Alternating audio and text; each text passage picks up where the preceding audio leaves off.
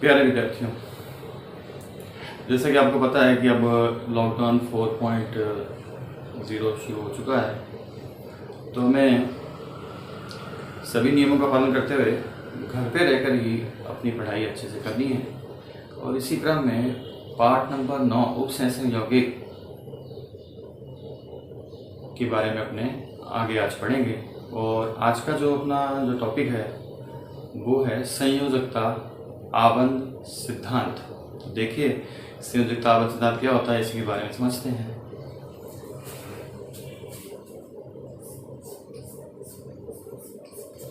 संयोजकता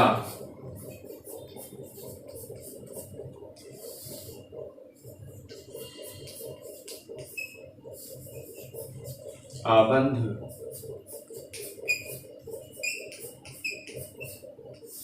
सिद्धांत। संयोजकता आबंध सिद्धांत जो होता है उसको हम वैलेंस बॉन्ड थ्योरी भी कहते हैं, इसलिए इसका नाम हो गया VBT, वैलेंस बॉन्ड थ्योरी। ठीक है ना। ये जो संयोजकता आबंध सिद्धांत है, संयोजकता आबंध सिद्धांत के अनुसार कोई भी जो लिगेंड होता है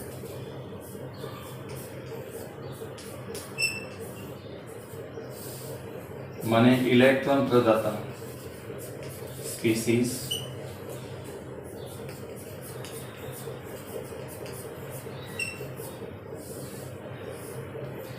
ये अपने इलेक्ट्रॉन जो डी ब्लॉक के सदस्य हैं, मतलब केंद्रीय धातु जो परमाणु हैं, उनके अपने इलेक्ट्रॉन दान दे देता है। और ऐसे दान होने की वजह से लिगेंड और केंद्रीय धातु परमाणु इनके बीच में क्या हो जाता है, उपसहसंयोजक आबंध। उपसहसंयोजक आबंध बन जाता है।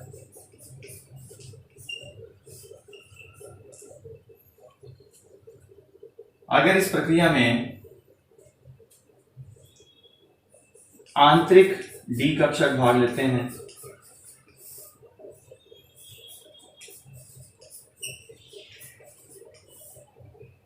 तो आंतरिक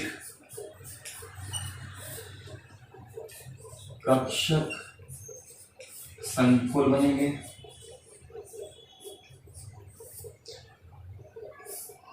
और अगर बाह्य डी कक्षक भाग ले रहे हो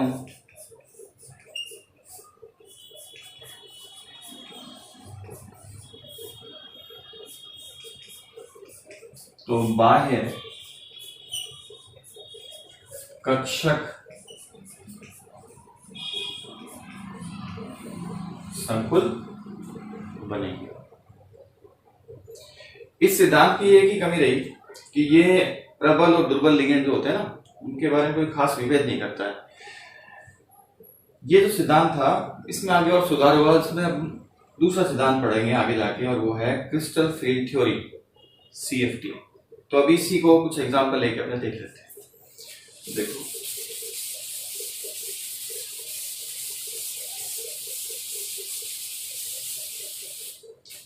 जैसे कि मैंने एग्जांपल ले लिया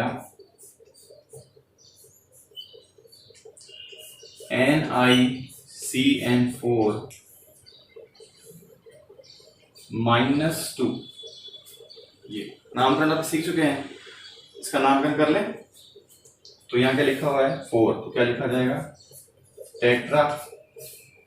अभी पीछे बताया था होमोलैक्टिक है ना ये, तो टेट्रा साइनो। अब Ni आ गया पर चार्ज का है माइनस का, तो क्या हो जाएगा निकलेट।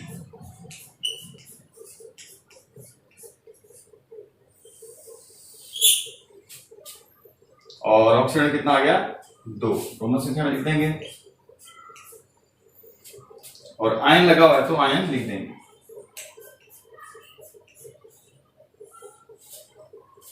ठीक है। अब Ni का ऑक्सीकरण अंक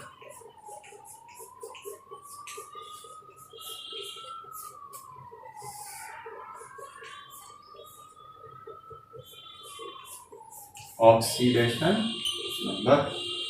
तो निकालते हैं, सीखा हुआ आपने। निकेल का क्या हो जाएगा, निकेल का हो जाएगा एक्स Cn का -1 गुणा में 4 बराबर माइनस का 2, एक्स बराबर कितना आ गया, प्लस का 2। तो ये पहले से निकाल के रखा हुआ है। तो निकेल का ऑक्सीजन निकाल लिया हमने। अब केंद्रीय धातु परमाणु जो होगा ना, वो ऑक्सीकरण अंक के अनुरूप इलेक्ट्रॉन त्यागेगा पीबीटी के अनुसार, और इसमें लिगेंड अपने इलेक्ट्रॉन दान कर देगा, जिससे इनके दोनों के बीच में क्या बन जाएगा, उपसंयोजक आबंध। तो निकिल ने कितने इलेक्ट्रॉन त्यागे, 2। तो जैसे ही निकिल ने 2 इलेक्ट्रॉन त्याग दिए,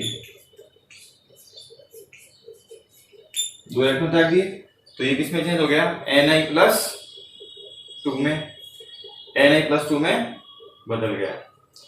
अब निकिल जो है उसका परमाणु क्रमांक कितना होता है, 28।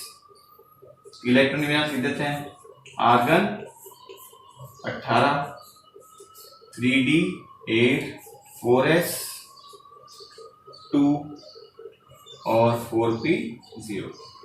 कैसे लिख दिया, ठीक है। अब क्योंकि निकेल ने तो 2 इलेक्ट्रॉन त्याग दिए हैं, इसलिए विन्यास में परिवर्तन आ जाएगा और क्या बन जाएगा, ये Ni+2 argon 18, 3d8, 4s0, 4p0। ये हमें ध्यान रखना है। मेन चीज ये हो गई। आगे बढ़ते हैं।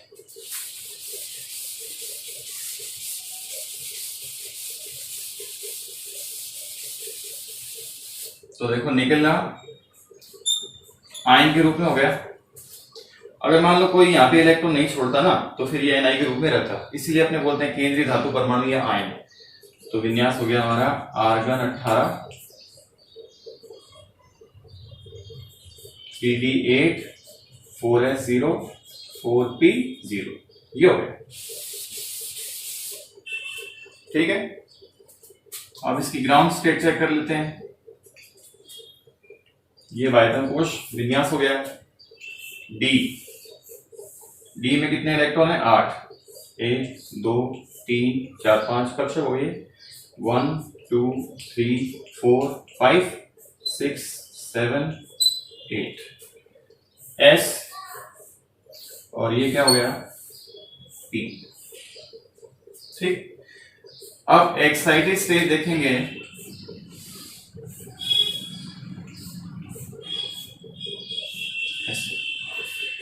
तो देखो क्या होगा, देखो निकेल ने पहले इलेक्ट्रॉन त्याग दिए हैं और ये कक्षक उपलब्ध करवा दिए लिगेंड, ताकि इलेक्ट्रॉन ध्यान दे सके। लेकिन लिगेंड की खासियत ये है कि वो एक साथ 2 इलेक्ट्रॉन ध्यान देता है। इन इलेक्ट्रॉनों का क्या हो जाएगा, युग्मन हो जाएगा यहाँ। तो युग्मन हो जाएगा तो फिर ये क्या लिखा जाएगा, ऐसे।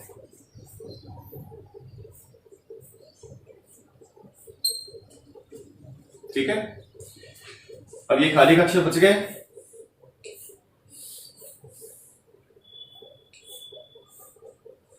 ऐसे।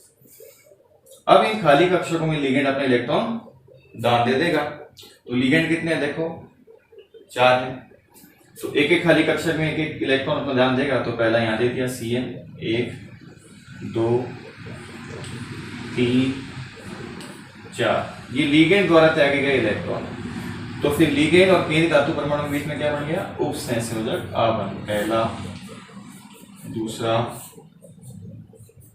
तीसरा, चौथा, ऐसे। ठीक है ना। अब इस संपूर्ण संकरण में जो कक्षा काम आए वो देख लेते हैं। डी का 1 काम आया, एस का भी 1 काम आया, और पी के कितने काम आए, 2। तो ये संकरण हो गया DsP2 संकरण। ठीक है ना। अब मान लीजिए इसका सारांश लिखें।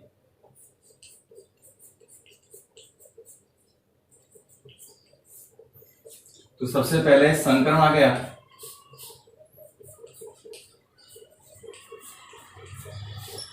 संकरण अभी निकाला आपने, क्या निकाला, DsP2। ठीक है। अब देखो कौन से डिकक्षकों का उपयोग हुआ है, आंतरिक का या बाह्य का। अगर आप ध्यान से देखेंगे तो ये आंतरिक डिकक्षकों का उपयोग हुआ है, ठीक है। आंतरिक डिकक्षकों का उपयोग हुआ है, इसलिए ये हुआ आंतरिक कक्षक संकुल, ठीक है। एक बात और देखनी है, अगर इसकी चुंबकीय प्रवृत्ति पता लगानी हो तो यहां पर देखो, अगर इलेक्ट्रॉन सारे युग्मित अवस्था में है तो प्रकृति हो जाएगी प्रतिचुंबकीय। इलेक्ट्रॉन सारे युग्मित अवस्था में हैं, इलेक्ट्रॉन कैसे हैं, युग्मित, तो प्रकृति कैसे हो जाएगी, प्रतिचुंबकीय।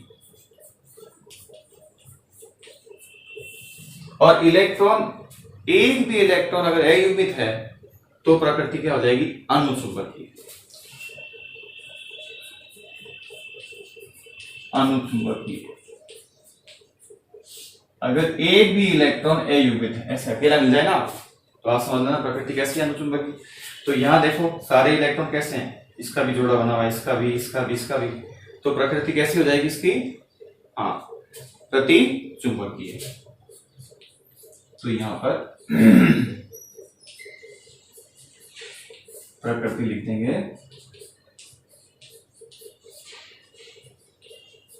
प्रतिचुंबकीय। अब इसकी ज्यामिति की बात करें तो वो क्या आ जाएगी, वर्ग समतलीय।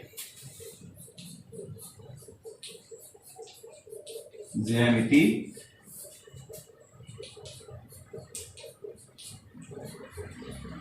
वर्ग समतलीय। अब इसकी ज्यामिति अगर से बनाएंगे तो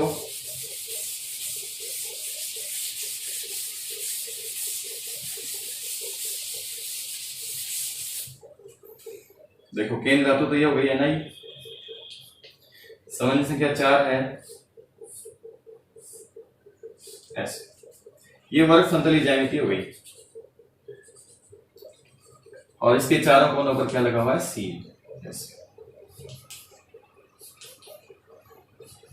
ऐसे, और यहां 4 लगा दो -2।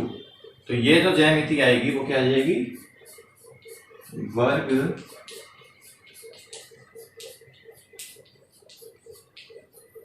समतलीय ज्यामिति, ठीक है ना।